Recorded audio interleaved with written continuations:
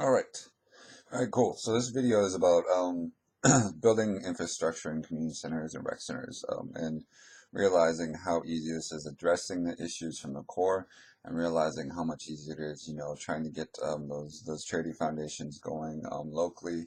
Every place has these charity organizations to help set up what they call rec centers and community centers. Um, but it's not quite taking flight in a lot of communities because a few things need to be addressed.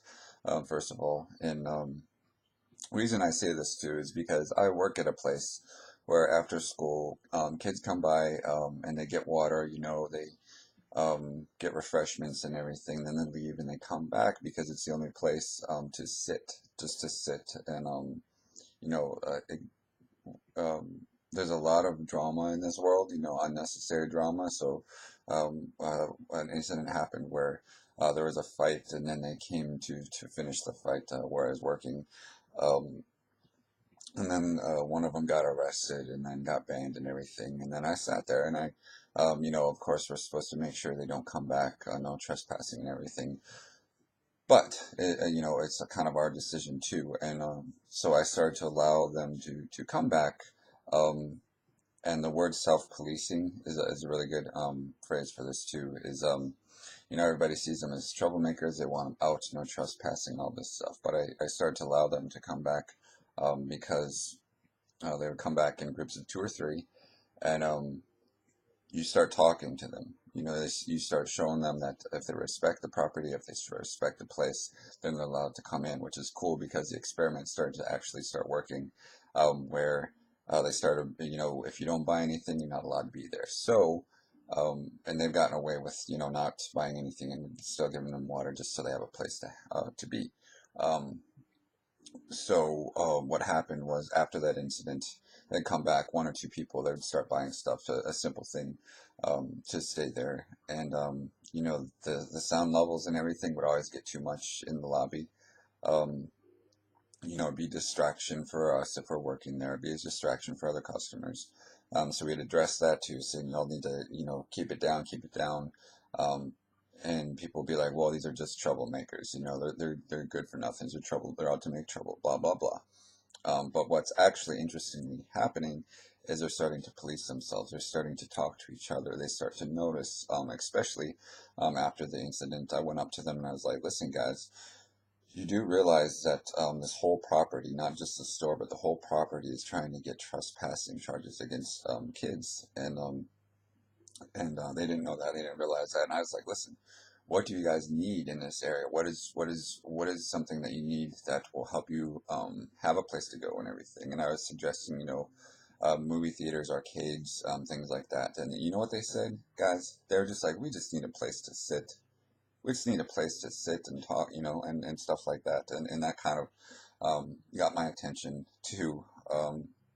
Just a place to sit. But they need not only a place to sit, but a place that keeps them occupied so they don't sit there and love the idea of drama or talking behind somebody's back or this person's talking about this person and kind of this showmanship of trying to be superior over the other person. It's not quite working out because nobody ends up being superior when they all get banned from the whole place. And that's kind of what's happening in a larger scale of things too, when everybody's trying to have a one up or be the badass above the other badass, and then they all get kind of vanquished from what's good in this world, and then they feel more bored and cause more trouble. So anyway, what I'm talking about here too with the rec centers and everything, making it simplified solutions and economical solutions too. When we talk about it's simple. It's very simple, guys. Especially if we start a charitable organization, all it is polling the audience. What do you guys need? Do you need a place to sit? Great. Do you need better seating? Great. Do you need say PlayStation, Xbox, or something like that? So it gives you something to focus on, and you can redirect that energy and the anger into video games, or have more competition, or have there's literally like four or five guys that would come in with basketballs and they would dribble the basketballs, and it's like they have basketballs in their hand and they're dribbling the basketballs in this place, but there's no basketball court. I mean, if you have basketballs and that they're showing recreation is what they want, and then there's no court anywhere close by. And obviously, sports and recreation is part of that too. You have skate parks, you have video games, all that stuff. And then also building places where these kids can work.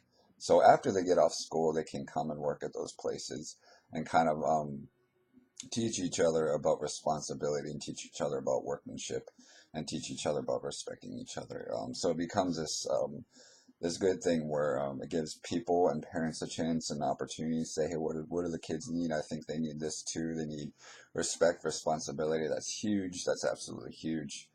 So kind of going off this foundation, it's a very simple platform, but it doesn't get implemented quite clear enough. So that's what needs to happen is literally people going around doing a census in the neighborhood saying, what do you guys need? How can we help you? How is this going to help?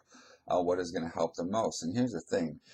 As you collect all that information together, put it into a structure, put it into a building, and then understand that if one part of it doesn't work, then you change that up a little bit. You kind of revote of what's not working, and then put a new solution into that.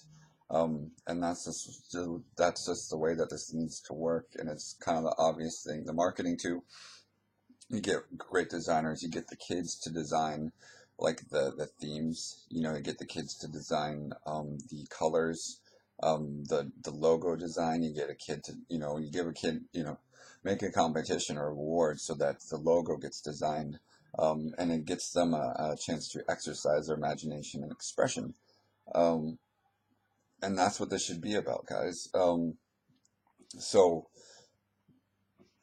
how can we get something like this to go national? How can we get something like, because this is all this stuff with social media and everything, guys, all of this drama, all of these kids trolling each other and arguing about nonsense. It's just a nonsensical circle of dumb arguments that get nowhere, and then more kids are getting in more trouble, and it's just going nowhere, nowhere. Why can't they redirect it into something cool? And it's not like I look at these kids, when I said, when I gave the option for them, I was like, you're about to get banned. This is trespassing. You're about to get out of here. You're going to get booted. And then I gave them the option.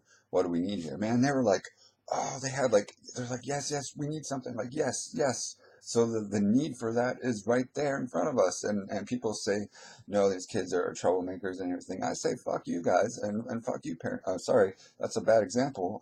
I'm being the troublemaker there. But putting more effort and more understanding, that was wrong of me too. But the frustration is there, and the solutions are there. Um, I apologize for that, because I'm here to try to show more respect and everything too. I get a little worked up and frustrated too, but you got to understand that anger is a true expression, and how do we redirect the anger in the coolest and most creative ways. Um, So I wish there was a foundation or a charity that was national, that we can start to build this structure, this platform, this blueprint, to start going. Because here's the thing, guys, is we have all of these little shopping malls with nothing in it except like a grocery store, maybe a salon or something, and then you have like 5 to 10 empty buildings.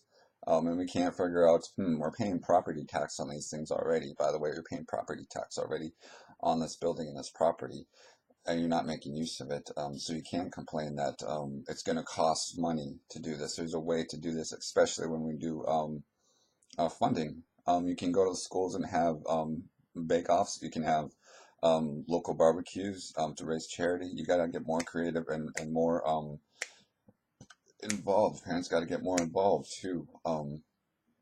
So what do we call this? It's from the ground up. It's building roots in community. The it's the structure like a tree. It's so kind of look along those lines. If you guys can help me out too, something like this needs to happen. Getting rooted. Getting grounded and getting growth. So a tree foundation. We'll think of something. But this is just me putting my word out there. there's boredom, there's drugs, there's violence, and looking at those issues, like there's so much. There's drugs, there's violence, there's sex, there's arguments, there's too much back and forth arguments. Um, but looking at those issues, those are things that do exist in society.